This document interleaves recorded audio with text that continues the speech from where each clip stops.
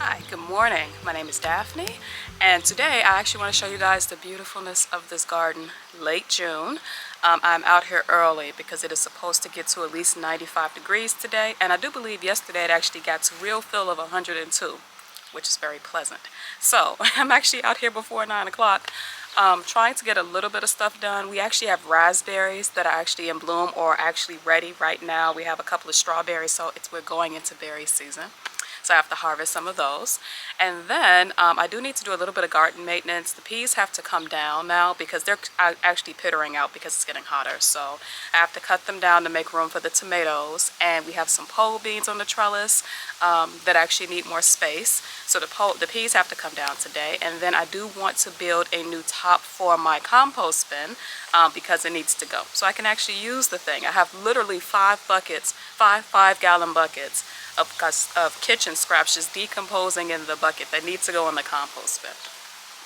But I can't use it right now because I need to staple some hardware mesh to the bottom of the compost bin to keep out the voles, and I need a new top for it because I actually used composite board for the top, and that absorbs water, and over time it gets very heavy and starts to deteriorate. Not a good thing. So I have the wood. I've just been waiting on, I guess, my ability to actually do this thing. So I'll build it today before it gets really hot. I'll show you mine as well. All of the collard greens, mustard greens, turnip greens are now in the garden beds. And so I just want to show you what the garden looks like late June, and then also harvest some berries because, like I said, we are in berry season. I am so very thankful. So let me show you guys around. All right, this is the beautiful early morning garden, late June. Such a little space. We have so much just crammed in here.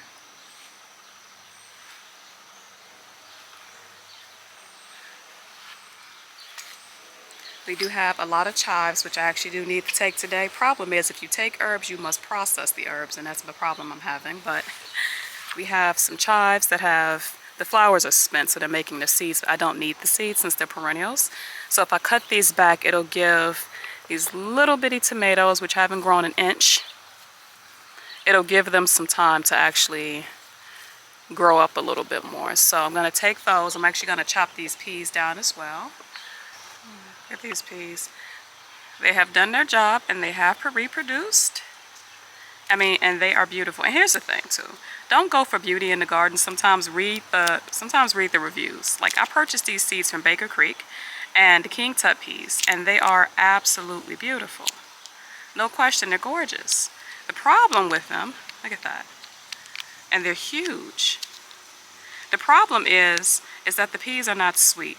And these, even if you take them before the peas develop, they're not actually edible because they're too hard. So while they're absolutely beautiful on the vine, they're not the tastiest. And the problem is they are prolific in their growth. So like, these things can get over, 10 feet?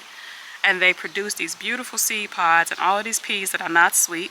They're actually quite, what's the word? Not chalky, but bready almost.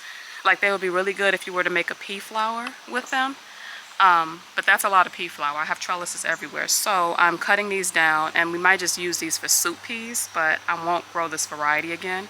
And it's unfortunate because they gave you a lot of seeds in the pack, and like I said, they grow so many peas. But yeah, they're not sweet. They're not really good. And look at this. We have, apparently the asparagus is loving this location over here. And comfrey, which I keep cutting down. And then this new raspberry shoots coming up. And then we actually have an asparagus, but this isn't asparagus picking time at this point. We got to kind of let them do their thing so they'll grow back healthy and strong next year. But look at that cluster right there. And we do have some raspberries. Now, these aren't ripe as of yet, but look at that.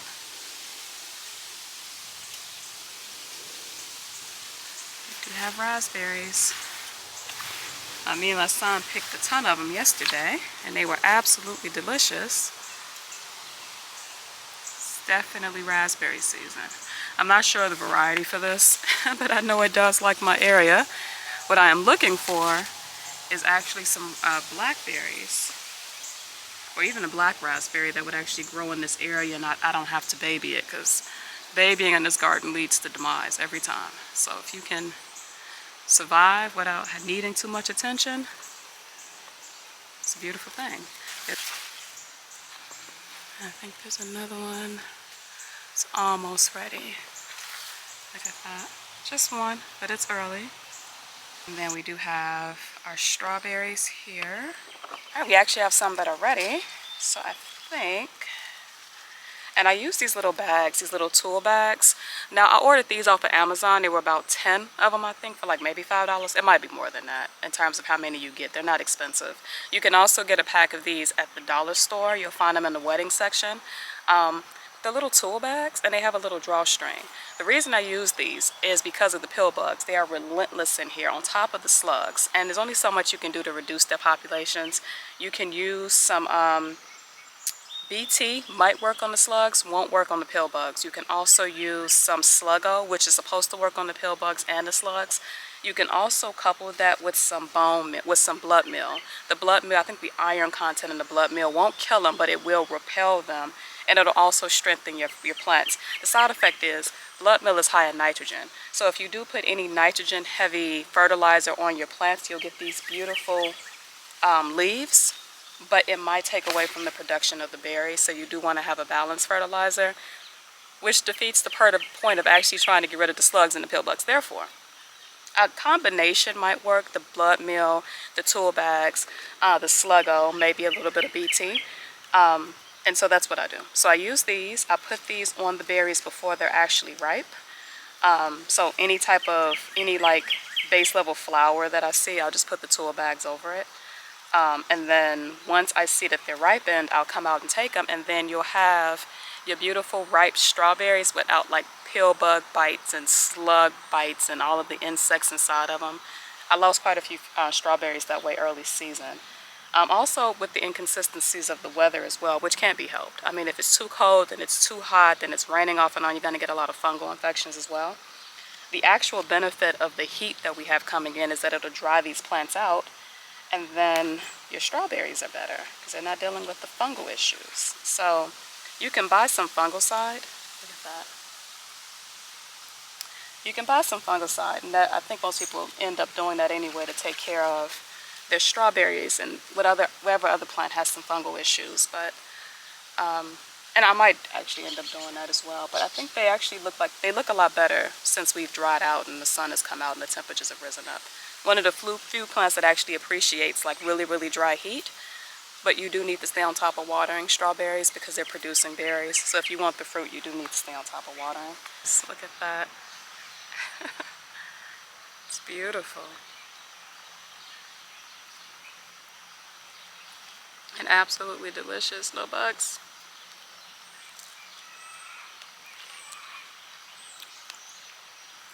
Almost all red on the inside. We do have our elderberry forest over here. Look how beautiful it is.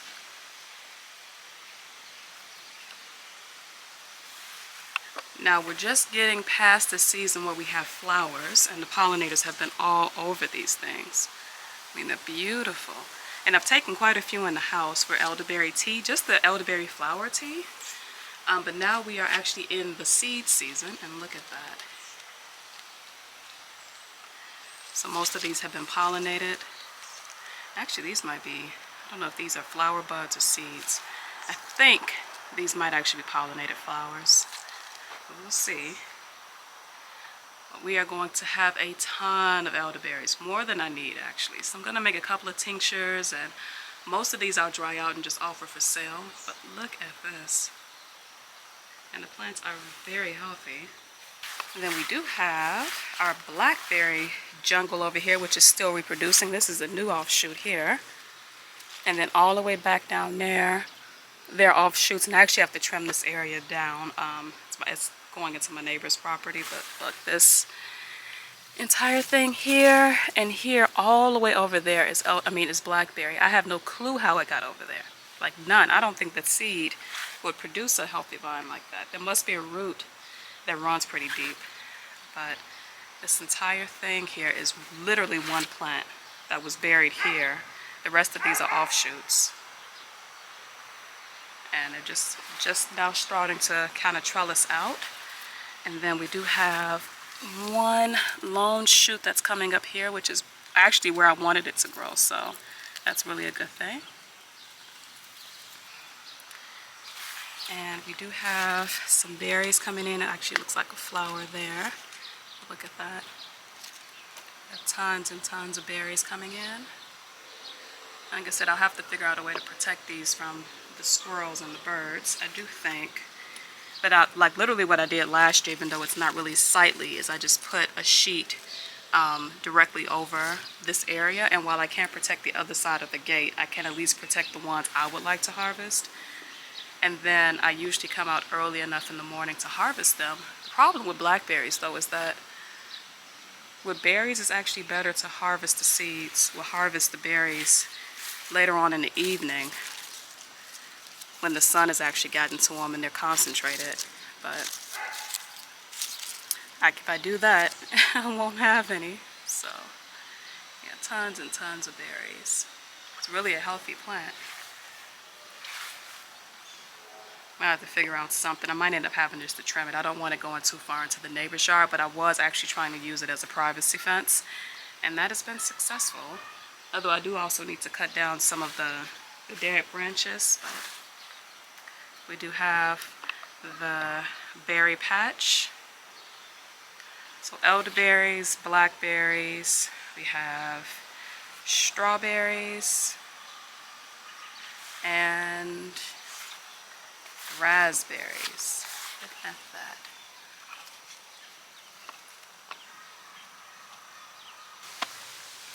We have our one surviving eggplant here.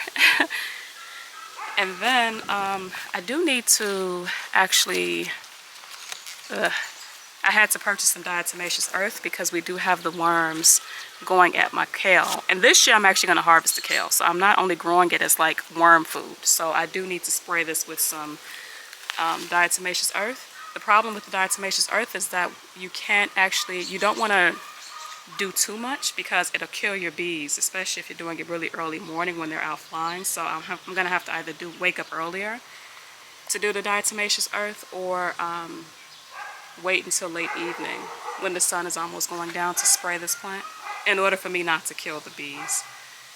But look at the asparagus over here. They actually already have the little berries on them. And this is actually the borage, what do you call it? Bee balm bed, or bergamot. And I think maybe it's trying to get some flowers on it. I'm hoping so. This will be second year. Yeah, I think it's actually trying to flower. Good girl. Somewhere hidden in the madness is an okra, but I don't think she's going to make it. It's just not enough light. I'm going to have to rehouse it. And then there's a couple of zinnias trying to survive. Oh, look at this mullein. Yeah, definitely a first year plant. She'll sprout up next year. And then, in the midst of this forest, which looks so much better since I've removed the stinging nettle. Look at that. We have a trellis full of peas that I am never growing again. I mean, they are beautiful. That's the problem with plants that are somewhat ornamental, is that like you don't never really know what you're gonna get. And now that I've read the reviews on this plant, everybody has always said they are beautiful, but they taste like nothing and they're not sweet. And I wish I had read the reviews before falling for the fact that they are absolutely beautiful peas. I won't grow them again. That's enough about the peas that I have 4 trellises for that I don't like the taste of. You have to read the reviews if you're growing new seed, and always try to grow seed that other people have grown because they can give you an honest review. And back here, look at this. We have some pokeweed, which needs to be cut down, and we also have some borage. Look how beautiful. The only reason why I haven't cut this one down back here is because the bees love it. And maybe I might actually take this one for seed at some point. Although I don't need any borage seed because they go everywhere. Then we do have our Cherokee purple tomatoes growing in pretty strong. And I think this might be some, I think cinnamon basil. I don't want it to really flower just yet though. Although you can use the flowers, but I'll prefer for this one to just bush out. So we're gonna just take the heads. I don't really have a use for it right now, so I just kind of, I mean, it's a waste of basil to be sure, but like typically you just want to take the heads and then it'll actually just kind of bush out instead of going up taller. There's so much that needs to be harvested. Look at this kale. This one was massively getting eaten up. So yesterday I actually did put some diatomaceous earth over it, hoping that I can actually get a harvest from this. And what I'm going to actually do is put it in the dehydrator and maybe make some kale chips or some kale powder, and then we can use that in the winter or even in the summer with smoothies. The same thing is happening with these bunching onions. I'm going to put these in the dehydrator as well and just make some onion powder. So we'll be running the dehydrator quite a bit in the summer. Typically I only do it in the fall, but that's a waste because there's so many things that can be dehydrated. I don't know, spider here. I have a little baby zucchini there, but the tomatoes are small, but they actually look healthy. I'm gonna pinch that back. I could come out here and harvest some. Look at these beautiful marigolds. Don't have too many flowers in the garden space right now. Now what you want to do is to deadhead your flowers, and so this isn't ready quite yet, but when this starts to dry up, I'll just take them and just put the seeds in my pocket, and then you just want to dump them. You can dump them in like a sandwich bag, like a brown sandwich bag, a paper sandwich bag, and just let them dry out. And in a couple of months you just have all the seeds you need forever. And fresh seeds obviously grow a lot better than store-bought seeds. This is an honesty. And look at the colors, they're beautiful. So you'll never run out of marigolds.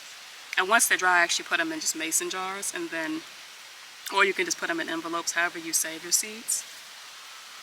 Look how gorgeous they are. They're already putting on flowers, but you're tiny. I need you to grow some more before you start making, tomatoes.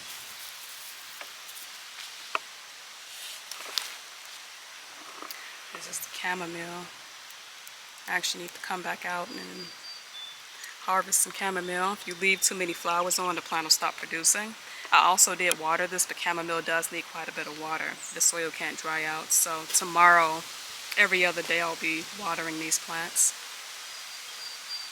And then when they dry up, I'm contemplating just using this bed as an asparagus bed. So I might actually put some asparagus crowns in them when they start to dry out, or maybe another squash seed. I don't know. Look at the smell. From garden chamomile, it's like fruit punch. It's really the only way to describe it for me. Here we have a bunch more bunching onion that needs to actually be cut and dehydrated. And if you can believe this, I actually brought all of these bunching onions in this bed as well as this bed here. I purchased them from the grocery store, what was it, 4 years ago, I think? I just cut them, I used the tops and then just planted the roots, and they have gotten huge. So you can most definitely plant grocery store bunching onions. I mean, you can grow them from seed, and that's fine. I've done that. I have seed grown bunching onion around the garden space, but look at this. Literally just from the grocery store, and the life cycle on these is amazing, but they do need to be harvested, so I'll do that. And then once harvested, the scent will actually repel a whole lot of pests. So win-win all the way. We do have our zinnias, which are eating up our slugs, but look at this one. God. They should be okay. The peas are coming out. And then we do have a little squash there, which I tried to hand pollinate. I hope that it was enough. And we do have our okra as well, which is starting, looks like they might stay. Looks like they might be okay, hopefully. I really, really would like some okra this year. And I have 1, 2, 3, 4, 5, 6 plants. And I'm actually going to move one of the other ones as well. And yeah, we have quite a bit of okra, and maybe Some squash coming in here, hopefully. And some beautiful zinnias when they decide to open up. This one is going to be so cute. And beautiful asparagus ferns. And this bed has our peppers, which are still relatively small. They're all cayenne peppers, so they are supposed to bush out. This kale also had to have some diatomaceous earth on it. It was getting eaten up really bad. They look like they're okay. Peppers do like the heat, and they're actually in shade, so this bed should be fine. I do have some peppers I need to move to the porch because peppers actually do better in a lot of shade, more so than direct sunlight. Although because this area is directly underneath the mulberry tree, they are shaded. This is the most shaded area of the garden space, so hopefully they're fine. And they actually have some flowers on them. And actually I did see a couple of peppers. They are still kind of small plants, but I might actually let them leave. I might actually leave the peppers on there because the season is, we don't have a whole lot of time left for me to be waiting on these plants to get up some size. Tomato row, as I like to call it. And we have a lot growing in this one little space. Some of the bare spaces, I did actually cut down the mugwort that was there, and it's actually washed and in the house and drying. And then the little asparagus that was here, I mean not asparagus, but the oregano that was in that spot actually got relocated to another basket. So I continuously have locations to harvest, just to relocate and upplot random plants now. And then the stinging nettle clears out so much space, but it is actually starting to grow back. So we have a lot of empty space. We have, I think this might be some Sam Queen basil. It smells delicious. Some nasturtiums. And then this beautiful, what is this? Some mystery tomato, but watch and see, it's probably going to be Cherokee purple. Actually quite healthy. I do have them staked up right now, but when they get large, I'm actually just going to bend them towards the direction of the trellis and have them go back that way. This one was actually planted up too far, I think. And some bee balm there.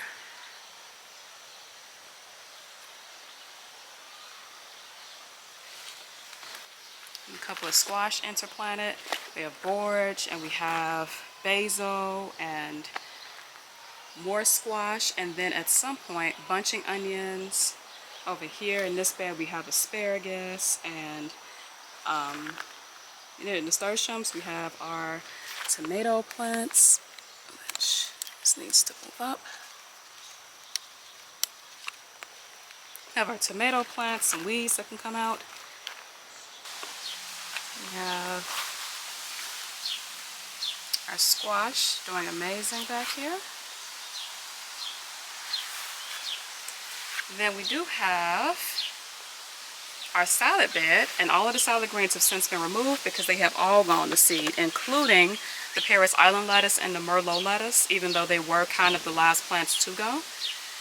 In here we have some mustard greens in this row. We have our collard greens, which are definitely being eaten up, so they needed the diatomaceous earth on them.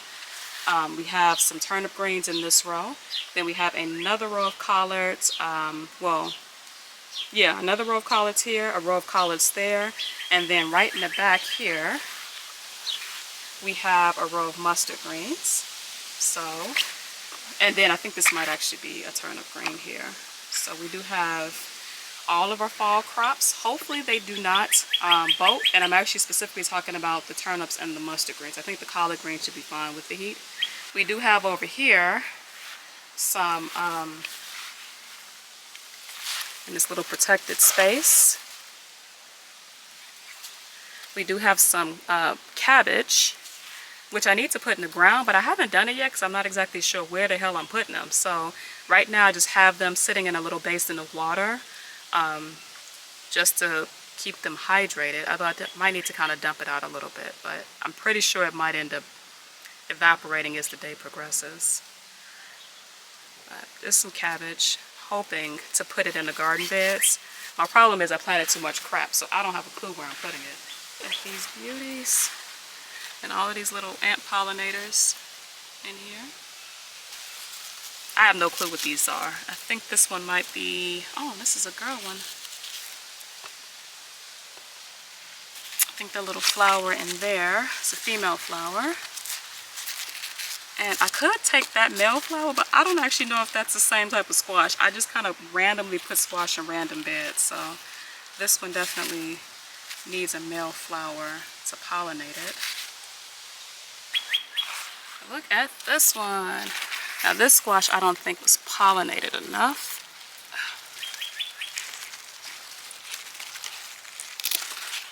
Yeah, this one didn't have a proper enough pollination, so it's kind of weird. But this one, let's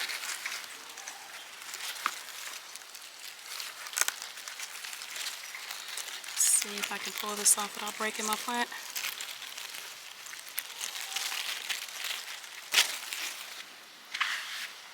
Look at that. We have the first squash of the year. Yay. Alright, thank you guys so much for watching. I know that your gardens are in full bloom. I hope that you are able to give away some of your squash and the tomatoes that you have right now to the good neighbors.